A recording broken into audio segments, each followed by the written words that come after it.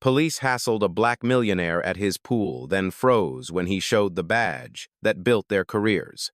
Hello everyone, before we begin today's video, I need your help. We've noticed that the channel is losing traction, and subscribing is one of the best ways you can help us. It's quick, free, and allows us to continue bringing you great content. Your support means everything. Let's keep this channel growing collectively. Where are you watching from? Drop your city or country in the comments below. Thank you very much. Now let's get back to the story. Watch this. A quiet afternoon sunlight spilling over the turquoise water of a private pool. The air is thick with summer heat and calm, the kind that makes you forget the rest of the world exists. Julian Moore sits at the edge of it, bare feet resting on the stone, a linen towel draped over the chair behind him. In his hands, a worn copy of Baldwin's essays, the kind of book you don't just read, you measure yourself against. Everything about the moment feels earned, until it isn't. The still air breaks with shouting.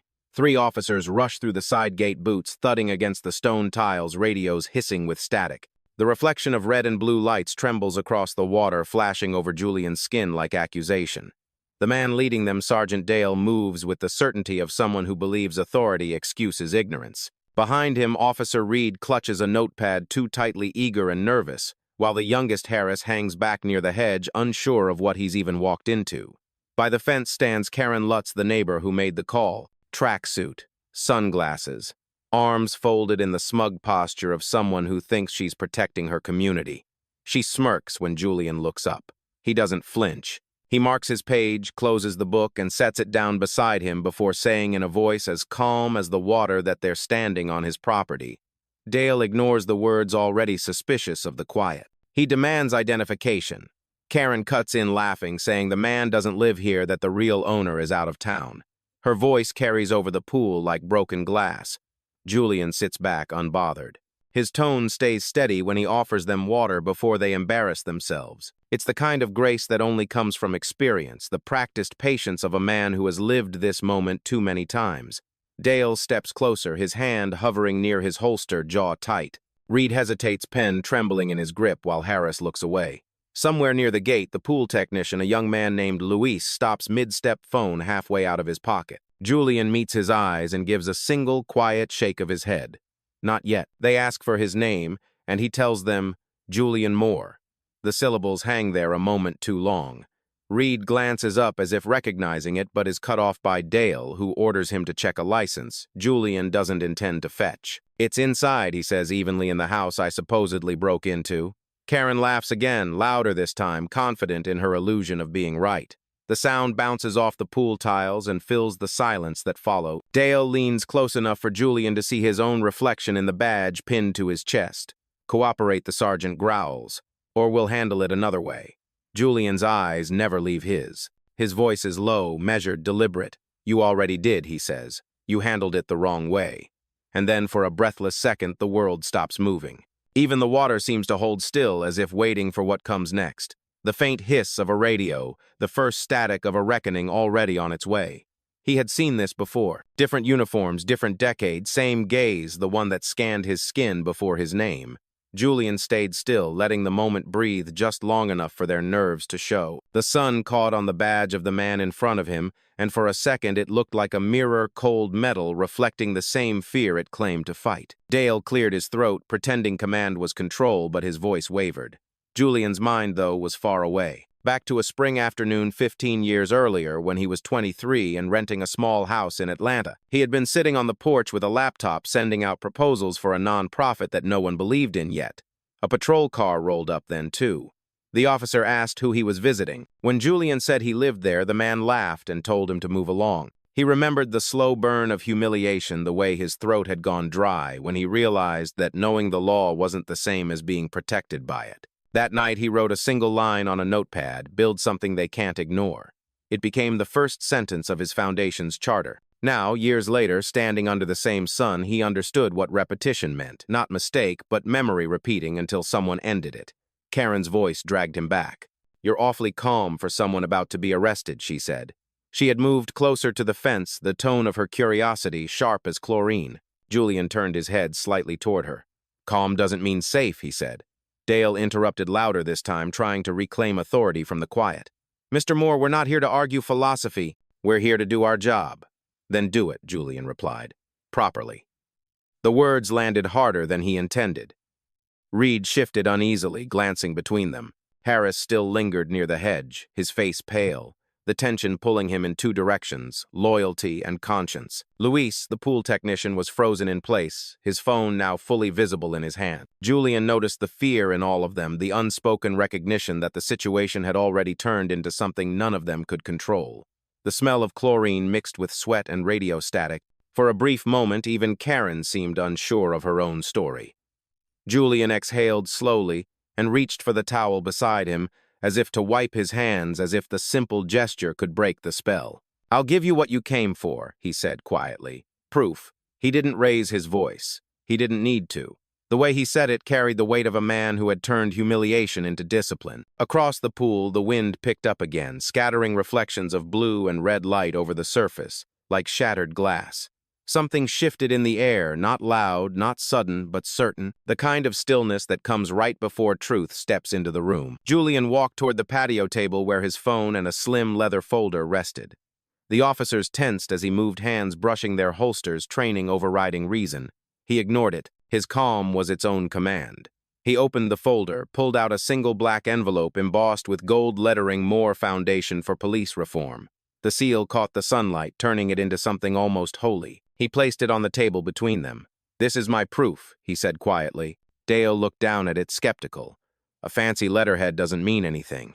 Julian's gaze didn't waver, then read it. Reed stepped forward, first drawn by curiosity stronger than protocol. He leaned in, scanning the text, his eyes catching on the signature at the bottom, Julian D. Moore, founder and executive director. His lips parted, and for a moment he forgot the posture of authority. "Chief," he said, voice low, This is the guy from the training center." The one who Dale cut him off, snapping the envelope shut. Could be fake. But the words didn't sound like belief.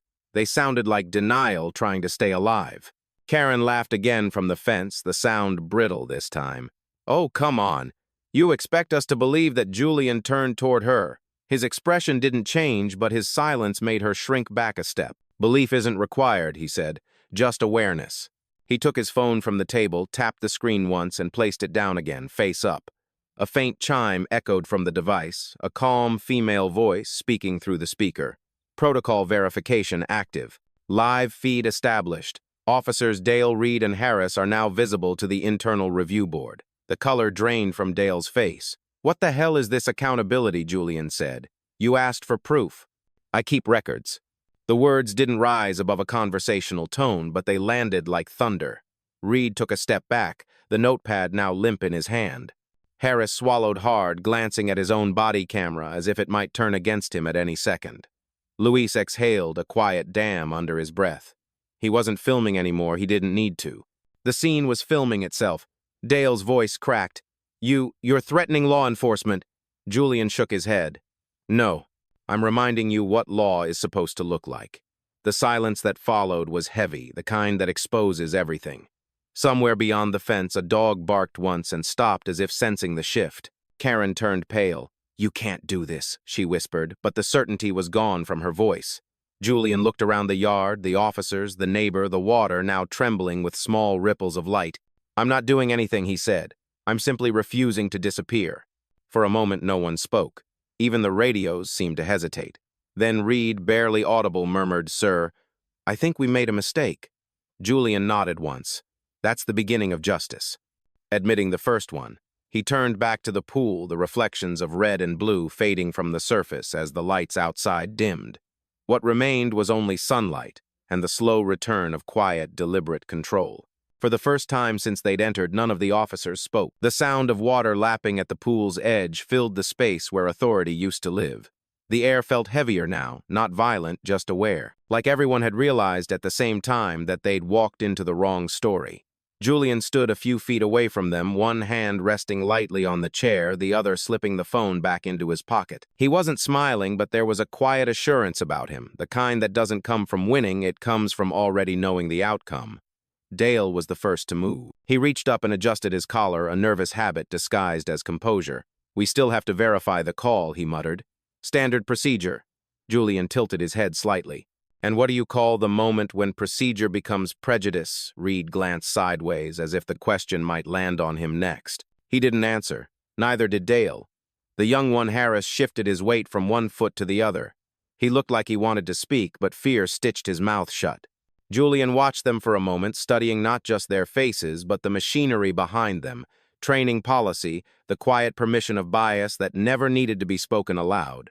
"You're not the first to walk in thinking power only flows one way," he said finally. "But you might be the last to leave thinking that." The sentence hung in the air like a sermon.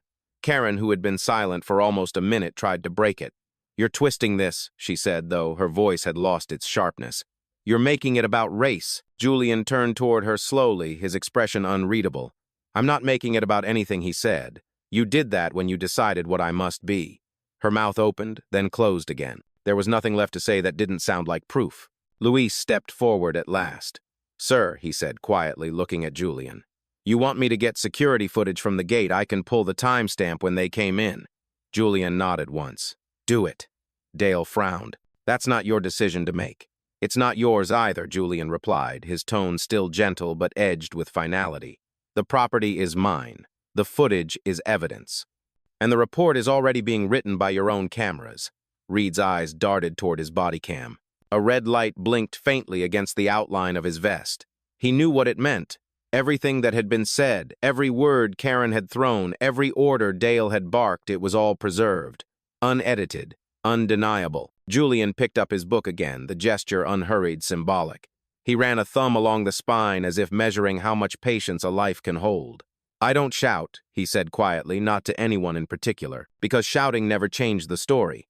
But writing did. He sat back down, the sound of the chair scraping lightly against the stone. The officers didn't move. The world had tilted, and they were still trying to understand which way gravity now pointed. A moment later, Julian's phone buzzed once in his pocket. A message flashed across the screen, verification complete. Protocol Blue, Phase 2 authorized. He didn't look at it right away. He just leaned back, eyes half closed, the ghost of a calm smile forming as he whispered, "Now we begin." The wind stirred the trees. Somewhere in the distance, a siren wailed, not coming closer, just passing by.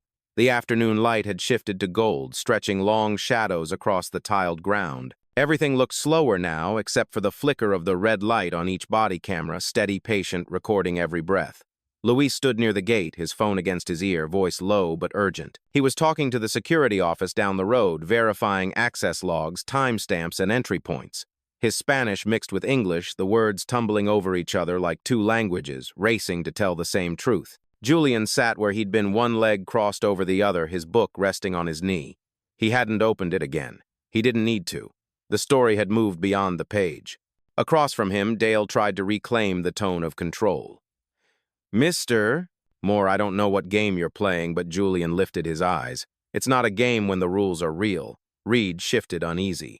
He had stopped writing in his notepad. Now he just held it like a shield. His eyes flicked toward the neighbor who stood silent by the fence, her earlier confidence fading with each passing second. Then Luis's voice cut through the air. "Confirmed," he said. "Gate opened by police access keycard. Property owner ID verified 30 minutes before arrival." He turned the phone screen toward them, showing the digital record. "That's him. That's his name. His code." The silence afterward was almost merciful. Even the cicadas outside the fence seemed to pause. Reed looked at Dale. "Chief," he said quietly, "it checks out." Dale's throat tightened. The muscles in his jaw pulsed. He wasn't used to being caught on the wrong side of authority, especially not by someone who had never raised his voice. "We'll need to run our own confirmation," he muttered, more out of reflex than reason. Julian studied him for a moment, then nodded once, as if granting permission. "Of course, accountability should always be mutual." The line disarmed them. Dale looked down, unsure whether he'd just been accused or invited to do better. Reed took a slow breath, the kind that sounds like shame leaving the body. Karen was no longer smirking. She stared at the pool, at the way the sunlight hit the surface and refracted into fragments of color she couldn't quite hold. "I didn't mean for it to go this far," she murmured, but no one responded. Apologies rarely survive the moment they're needed most. Julian turned slightly in his chair. "It always goes this far," he said, "because it always starts the same way, with certainty, not evidence." Harris finally spoke, his voice barely more than a whisper. "Sir, what do you want us to do?" Julian looked up the faintest trace of exhaustion behind his calm. "Remember this," he said. "Next time someone looks like me, and not like you, remember how wrong silence felt." He stood slow and deliberate, the water behind him glittering like a second sky. "And make sure your report includes everything. Not just what I said, but how you listened." No one answered. The wind carried the sound of rustling leaves across the yard, soft, rhythmic like applause for something still becoming justice. Julian's phone buzzed again, one short vibration, discreet, precise. He didn't need to read it to know what it meant. The system had moved to the next stage. Accountability was already on its way, and this time it had witnesses. By now the day had thinned into early evening. The sun pressed low, turning the sky the color of brass. Everything felt stretched: time, tension, truth. The three officers stood like statues carved out of second thoughts, each one trying to remember the exact moment the ground shifted beneath them. Julian remained by the pool, calm, composed, but there was something new in his silence, not distance, not pride, just gravity. The kind that makes other men measure their words before speaking. Dale finally broke it. "I'll be honest with you, Mr. Moore," he said, clearing his throat. "This situation's gotten out of hand. Maybe we started wrong, but that doesn't give you the right to run a live feed of officers in uniform." Julian regarded him with quiet focus. "If transparency feels like exposure," he said, "then you weren't standing in the light to begin with." The words landed hard. Reed looked down, pretending to adjust his vest. Harris shifted closer to him, whispering something Julian couldn't hear, but their body language gave it away. Nervous agreement, not rebellion. Karen, still at the fence, tried to regain her footing. "You can't talk to them like that," she said sharply. "They're here to protect people like us." Julian turned slightly, his eyes steady. "People like you?" he asked. "What exactly does that mean?" she faltered, searching for a way out. "I know what you meant," he said softly. "You meant safety should look familiar." The line silenced her more completely than any argument could have. Luis had returned from the gate, a tablet in his hands, showing the surveillance footage. "It's all here," he said. "Everything. From the moment they entered to right now." He turned the screen so the officers could see. Their reflections shimmered over the playback, three men caught in the act of forgetting their own purpose. Julian didn't gloat. He didn't have to. "This isn't just about me," he said. "It's about how small a person can make the law look when they use it as a weapon." Reed swallowed hard. "Sir," he said, we're just following protocol." Julian nodded slowly. "I know. That's what makes it dangerous. Systems don't need hatred to fail, just habit." The sentence hung in the warm air, its truth undeniable. For a long moment, no one moved. Then Harris did something none of them expected. He reached up and unclipped his body camera. He placed it gently on the patio table beside the envelope from earlier. "I think this belongs with your record," he said quietly. Dale turned toward him, disbelief etched into his face. "What are you doing?" "Being accountable," Harris replied. His voice didn't shake. Julian looked at him, really looked, and gave the smallest nod, the kind that means "I see you." The sky dimmed, further streaks of amber fading into gray. Luis closed the gate behind him, locking it this time, not against danger, but against intrusion. Karen was gone. At some point, quietly, she'd slipped away, the fence gate still swinging slightly, like a punctuation mark that couldn't decide whether it ended a sentence or started one. Julian turned back toward the officers. "You can leave now," he said simply, "or you can stay and finish what you started, learning what accountability feels like when it answers back." Dale stared at him, speechless. And for the first time since they arrived, he didn't have a command left to give. For a few seconds, no one moved. The pool reflected the dimming sky, a bruise-colored mirror swallowing what light was left. Somewhere in the distance, a lawn sprinkler hissed to life, the sound thin and steady like time, refusing to stop. Dale's breathing grew audible, the kind of shallow rhythm that comes from realizing power has limits. He tried to speak, but his voice cracked halfway through. "This is irregular procedure," he muttered. "We're trained to take control of the scene." Julian looked at him, the calm returning like muscle memory. "Control doesn't mean understanding. You had control the moment you drew suspicion. What you lost was reason." Reed rubbed the back of his neck, eyes on the ground. Harris stood beside him, his body slightly turned toward Julian, now not out of submission but awareness. The younger officer spoke first. "Sir, I think maybe we should call it in. Let the department know what's happening before what?" The words hung unfinished, like a warning that didn't want to become prophecy. Julian stepped closer to the table, resting one hand on the surface near the body cameras and the envelope. "You already called it in," he said. "Every second of this was broadcast to your own command center. That's what Protocol Blue does. It mirrors the footage back to the agency that trained you." Reed's head jerked up. "Wait, you mean?" Julian nodded. "Your supervisors have been watching for the last 10 minutes. The silence that followed was heavier than any shout. Dale's jaw tightened until the muscle twitched. "You're bluffing." Julian didn't blink. "Am I almost on cue?" Dale's radio crackled to life. A woman's voice, crisp, composed, and unmistakably official. "Unit 47, this is Central Command. We're reviewing your live body cam feed. Stand by." Reed froze. Harris took a slow, shaky breath. Dale's eyes darted between them, the red creeping up his neck. He looked at Julian like a man seeing a ghost that knew his full name. Julian didn't gloat. He simply folded his arms and let the silence explain itself. From the other end of the yard, Luis spoke softly. "They're watching, they always were," Julian said. "They just didn't expect to see themselves." The radio crackled again, this time sharper. "Sergeant Dale is the property owner on site." Dale swallowed hard before answering. "Affirmative. Confirm identity." His throat worked once, twice. "Julian D. Moore." There was a pause, then a colder voice. "Acknowledged. Stand down. Mr. Moore is an active consultant for the department. End field engagement immediately." Reed's shoulders dropped like a released weight. Harris exhaled audibly. Only Dale stood rigid, the last man refusing to accept gravity. "We didn't know," he said, almost pleading. Julian regarded him for a long moment. "That's exactly the problem," he said quietly. "You never ask who you're really looking at. You just decide." The air around them felt charged again, not from tension but revelation. The young officer stepped forward, unclipping his radio. "Central," Harris said, voice steady now, situation de-escalated. "We're clear." "Copy," came the reply. Julian turned toward the pool, watching the surface settle back into stillness. "Now you are," he said. Behind him, the officers stood uncertain, the echo of the radio fading into dusk. For the first time all day, they didn't look like enforcers. They looked like men learning how to see. The sun had nearly gone, leaving behind a thin red glow across the horizon, the last trace of day clinging to the sky. The backyard was quiet, except for the rhythmic hum of cicadas and the faint buzz of the radios cooling down.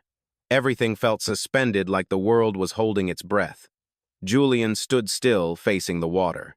Its surface mirrored him, perfectly calm, steady, self-contained, the image of a man who had learned long ago that patience was sharper than anger.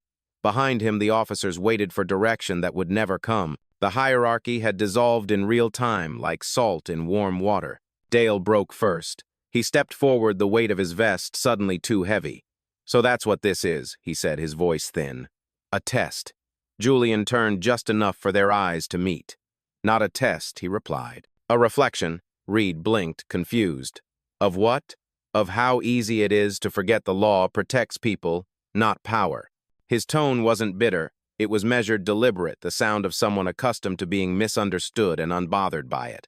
From the gate, Luis approached again, tablet in hand. "Mr. Moore," he said carefully, "there's a message on the system. It's from the board." Julian nodded for him to read it aloud. Luis hesitated, glancing at the officers, then began. "Protocol Blue confirmed.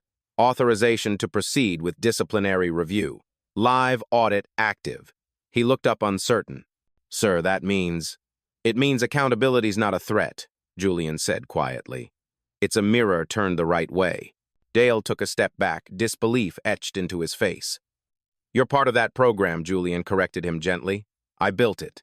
Reed exhaled, realization breaking over him like a wave. He remembered the ethics seminar they'd all been required to attend the year before, the one with a video presentation by a soft-spoken man who said, "Integrity isn't what you do when watched.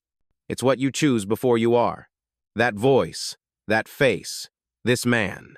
Harris spoke first. "Sir, I remember you," he stammered. "You were on the screen at the academy. You designed the oversight system." Julian didn't nod or smile. He simply said, "And now you've met it." For a heartbeat, no one moved. Then Dale's radio chimed again, a clipped voice from Central Unit 47 returned to headquarters for debrief. The words hung like a verdict. Reed looked at Julian. "What happens now?" Julian's answer came soft, almost kind. "Now you write the report. Every word, exactly as it happened." And when you get to the part where you realized who I was, don't leave that out. That's where the story begins. He walked toward the glass door leading back into the house, each step unhurried, certain. Before crossing the threshold, he turned once more toward the three men. I don't need apologies, he said. I need memory. And then he was gone, leaving them with the hum of cicadas, the still water, and the quiet ache of recognition. Luis looked at the officers, then back at the door that had just closed. You guys okay? He asked. Reed let out a shaky breath. I think we just met the man who trains the people we work for. Dale didn't answer. His eyes were on the pool, on the reflection that wasn't his. The moment Julian stepped inside, the balance outside broke. The house swallowed him, and with him went the quiet authority that had kept the yard from collapsing entirely. What remained was the aftermath. 3 men and 1 truth. They couldn't outshout. Dale stood at the center of it, the red light from his body cam still blinking, recording every inch of discomfort on his face. His mouth worked like he wanted to speak, but nothing came out. Reed hovered near the patio table, staring down at the evidence, the letter, the tablet, the camera Harris had placed there earlier. Luis had gone silent, too unsure whether to stay or slip away. The world felt smaller now. Reed finally spoke, his voice low, almost apologetic. Chief, we have to file the debrief. You heard Central. Dale didn't answer. His fingers twitched near the radio clipped to his vest. The sound of static filled the air again, short bursts that seemed to mock him. They set us up, he muttered. He set us up. Harris shook his head slowly. No, sir. He didn't need to. We walked straight into it. That sentence lingered like smoke. Karen, who had crept halfway back to the fence, stopped when she heard them. She had returned quietly, curiosity stronger than shame. So what happens now? She asked, voice smaller than before. No one answered her. Dale rubbed his temples, exhaustion creeping in. He wasn't angry anymore, just hollow. You realize who he is, he said, mostly to himself. Half the reforms we complain about, that's him. The new evaluation system, the bias modules, the Transparency Act, all his work. Reed frowned, conflicted. Maybe that's not a bad thing. Dale shot him a look sharp enough to cut, but even that had lost its edge. Don't kid yourself, son. Men like him don't reform us. They replace us. The words fell flat, unsupported by conviction. Harris crossed his arms, eyes fixed on the pool, watching how the dying light fractured across its surface. Maybe we needed replacing, he said quietly. That simple statement landed harder than any command. Reed looked at him, really looked as if seeing his fellow officer for the first time. The silence that followed wasn't defiance, it was awakening. Luis checked the screen on the tablet again, watching the final seconds of the recording. He saw Julian's reflection vanish into the house, then turned the tablet toward the officers. You know this is going to circulate inside the department, right? Not to the public, but to everyone above you. Dale nodded without looking. I know. His voice was quieter now, and that's the worst part. He turned away, unclipped his badge, and stared at it like an artifact, something heavy once powerful, now unfamiliar. Reed and Harris said nothing. For a long time they stood there facing the pool, the sky darkening into a bruised purple. Somewhere beyond the fence, a car door slammed then, another. The neighborhood was moving on, unaware that something irreversible had just happened in this small square of concrete and water. Luis finally broke the stillness. You guys should go, he said. He'll handle the rest. No one argued. Reed picked up the camera from the table, Harris gathered the notes, and Dale, slower than the others, pressed the radio once signaling the end of the transmission. Unit 47 clearing the scene, he said. Central's voice came back calm, almost clinical. Acknowledged. Report to internal review in 1 hour. Dale hesitated, then looked back toward the house. The porch light flicked on, bright and unwavering. He muttered under his breath, he's still watching. And in a way, he was right. Because some lessons don't end. When the cameras stop, they begin there. Inside the house, Julian stood before a wall of glass that overlooked the pool. From here, the scene outside looked like a painting, frozen silhouettes, fractured reflections, a story ending in slow motion. He watched without satisfaction. Victory had never been his goal. Clarity was. He placed his phone on the counter, the screen already lighting up with notifications. Messages from the oversight board scrolled across. Field incident confirmed. Internal report initiated. Another line followed, officer accountability review scheduled. Media embargo in place. Julian exhaled, long and slow. For most people, justice was a destination. For him, it was routine maintenance, something you had to check every day so the structure wouldn't rot. He poured himself a glass of water, sat at the kitchen island, and finally allowed the adrenaline to drain from his body. Through the open door, he could still hear fragments of voices, the officers murmuring among themselves, the uncertain scrape of their boots against stone. The sound didn't bother him. Let them speak. Let them feel the echo of what they had built. His reflection in the glass looked older than he remembered. Not tired, seasoned. The face of someone who had carried the same conversation through 1,000 rooms with different names and uniforms. He thought of the first time he'd walked into a precinct to offer training on racial accountability. Half the room had refused to meet his eyes. The other half had nodded politely, waiting for the lecture to end. But over the years, the silence had shifted from dismissal to discomfort, from discomfort to dialogue. It wasn't progress yet, but it was motion. He tapped the phone again, opening the live feed from outside.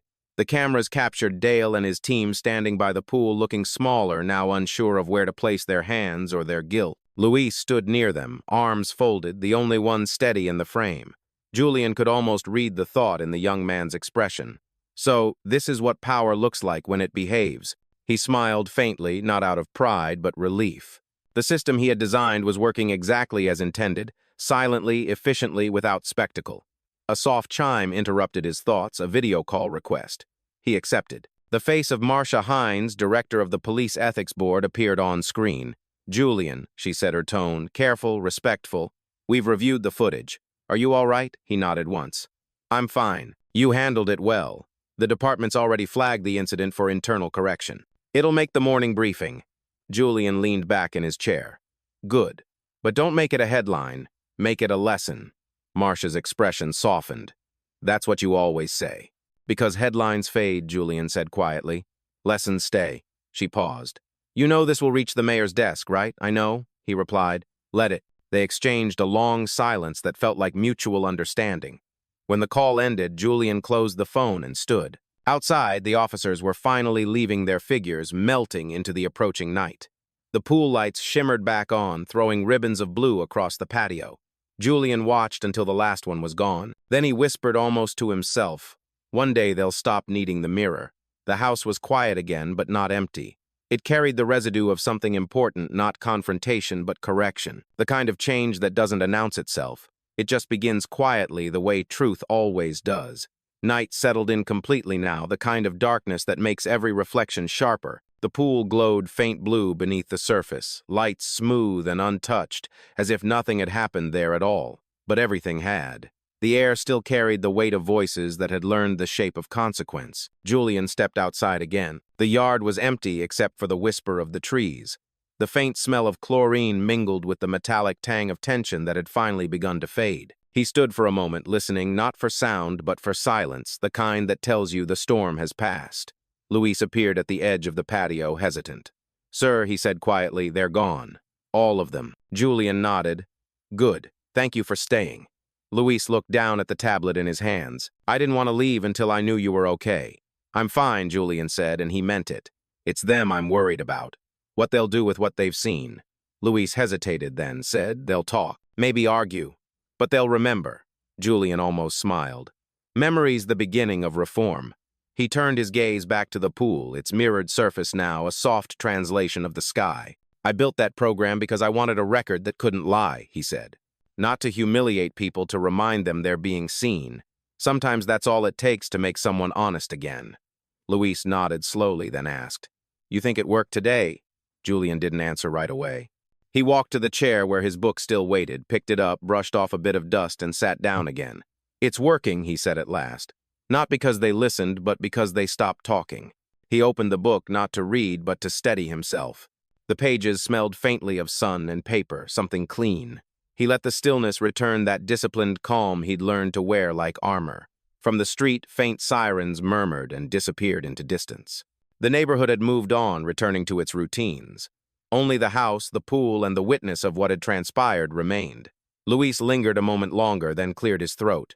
"You want me to erase the footage, sir?" Julian looked up. "No," he said firmly. "Archive it. One day someone will need to see what quiet correction looks like." Luis nodded, the understanding deep and unspoken, then left through the gate. Julian watched him go, then leaned back, the book resting open on his lap.